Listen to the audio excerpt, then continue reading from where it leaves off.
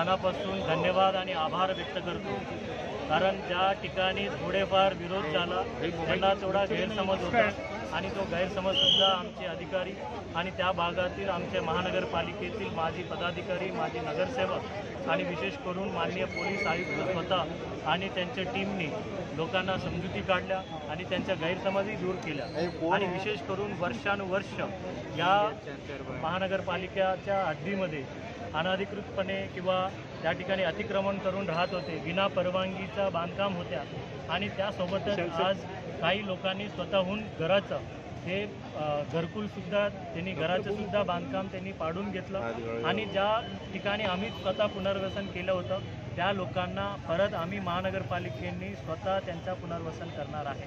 आणि येणारे कुंभ नाशिकमध्ये आणि आपल्या महाराष्ट्राचा एक फार मोठा आगला उत्सव आहे आणि या रस्ता जे आहे जगप्रसिद्ध अजंता बुद्ध लेणी बघायला पूर्ण जगातून जपानपासून अमेरिका, रशियापासून ऑस्ट्रेलियापर्यंत येणारे पर्यटक या रस्त्याने जातात आणि या रस्त्याने जात असताना त्यांना कुठलाही प्रवासाचा धक्का बसला नाही पाहिजे आणि त्यांना एक सुखाचा प्रवास त्या ठिकाणी असायला पाहिजे। आणि अजंता, एल्लोरा, कृष्णेश्वर हे पर्यटक दररोज उलट कमी होत चाललेलं होतं, कारण या ठिकाणी असलेला रस्त्याचा समस्या असेल, अतिक्रमणाच्या समस्या असल्यामुळे आपण विकास काम करू शकत नव्हतो। आज जवळपास मी गेले 15 दिवसामध्ये माननीय पोलीस आयुक्तांच्या नेतृत्वामध्ये आणि महानगरपालिकेच्या सर्व टीमने आणि सर्व लोकांचा, विशेष करून नागरिक स्वतःहून काढत आहेत, काही लोकांचा गैरसमज असतात त्यांना दूर करतो, परंतु काही लोकांनी जे विना परवानगीने वर्षानुवर्ष ज्या त्यांच्या स्वतःची जमिनी जरी असेल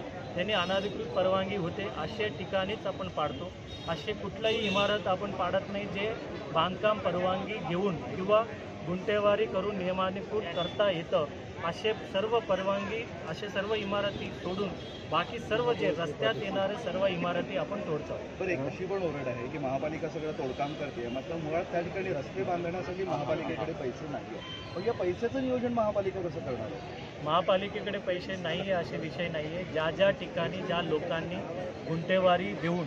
गुंठेवारी करून घेऊन जे जागा आम्हाला ताब्यात दिलेला आहे त्या ठिकाणी आम्ही महानगरपालिकेचा सर्व्हिस रोड आम्ही स्वतः महानगरपालिका बांधणार आहे। आणि विशेष करून हा रस्ता जे अजंता लेणीला जाणारा हा रस्ता ऑलरेडी 70 करोड रुपयाची कॅरेजवे ते मंजूर होता आणि आता कालच मी माननीय मंत्री महोदयांना विनंती करून त्याच्या रस्त्याचा एका बाजूला सर्व्हिस रोड आहे, या बाजूनी सर्व्हिस रोड नाही आहे आणि ह्याच रस्त्यामध्ये तुम्ही 100 मीटर ओलांडून बघितलं, काला गणपती मंदिरचा त्या ठिकाणी अतिशय वेगाने आलेल्या गाडीचा 2 लोकांचे मृत्यू झाला, 5 लोक खूप गंभीर जखमी आहेत। यापुढे या रस्त्यामध्ये एकही मौत आम्हाला बघायचा नाही।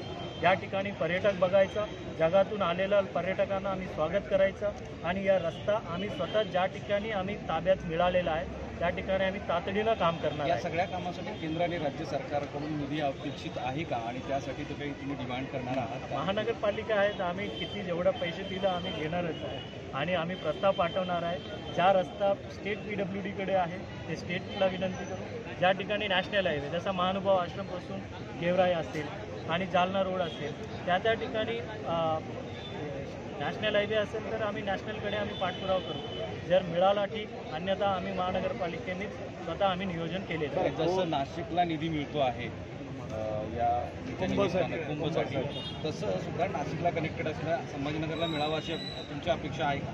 नक्कीच, कारण यापूर्वी कुंभ झालं होतं प्रयागराजमध्ये, त्यावेळेला पर्यटक ज्यावेळेला येतात फक्त प्रयागराजलाच नव्हे त्या ठिकाणी बनारस आणि त्यासोबतच अयोध्या त्या ठिकाणी लोक भेटी देतात। तसेच आमचासुद्धा हे अनुभव आहे की यापूर्वी कुंभाच्या ज्यावेळेला होता त्र्यंबकसोबत कृष्णेश्वरला सुद्धा या ठिकाणी लोक येतात आणि त्यावेळेला येत असताना त्यांची आता फार मोठ्या प्रमाणे विकास वाढलेला आहे। लोकांनी गाडीमध्ये येतात, त्यांचा कुठलाही ट्रॅफिक जाम होता कामा नये म्हणून सर्व मुख्य रस्ता 60 मीटरची रस्ता आणि सर्व जालना रोड असेल, त्यासोबतच दौलताबाद रोड असेल, बिडकीन रोड असेल आणि या अजंता लेणीपर्यंत जाणारे हे रस्ता असेल, या सर्व रस्ते आपण विकसित करणार आहे। त्यामुळे एकंदरीत येणारे कुंभ बघता आणि वाढता पर्यटक या सर्व लोकांच्या लक्षात घेता आमच्या पुढच्या छत्रपती संभाजीनगर आम्हाला भविष्य घडवायचं. बरं, तोडण्याचा एक कालबद्ध कार्यक्रम आहे, मात्र रस्तीकरणाचा काही कालबद्ध कार्यक्रम आहे का, की त्यासाठी काही ड्युरेशन नाही म्हणजे असं? नाही आता जे जे जमीन आमच्या ताब्यात मिळालं, फॉर एक्झाम्पल एखादा इमारत अनाधिकृतपणे उभा आहे त्याचा समोर त्यांनी नियमानुकूल केलं, ते रस्ता आम्हाला हँडओव्हर करणार आणि रस्ता इमिडिएटली हँडओव्हर केलं, त्या सर्वच ठिकाणी आम्ही रस्ता बनवण्याचा कालबद्ध आमचे नियोजन आहे. असे सर की काही मालमत्ता ज्या आहेत त्या तुमच्या अखत्यारीमध्ये येत नाही, जसं की सिडको असेल आणि MIDC असेल, त्याला तुम्ही TDR देणार किंवा त्याला कॉम्पेन्सेशन देणार किंवा त्याचे पुनर्वसन करणार, तो अधिकार तुमच्याकडे येतच नाही त्या भागामध्ये, तिथलं तुम्ही कसं काय करणार? हे छत्रपती संभाजीनगर महानगरपालिका हद्दीमध्ये असलेला सर्व एरिया, त्या ठिकाणी प्लॅनिंग अथॉरिटी म्हणून जर मी रस्ता त्या ठिकाणी करत असेल त्या ठिकाणी आम्ही TDR देतो. ठीक आहे.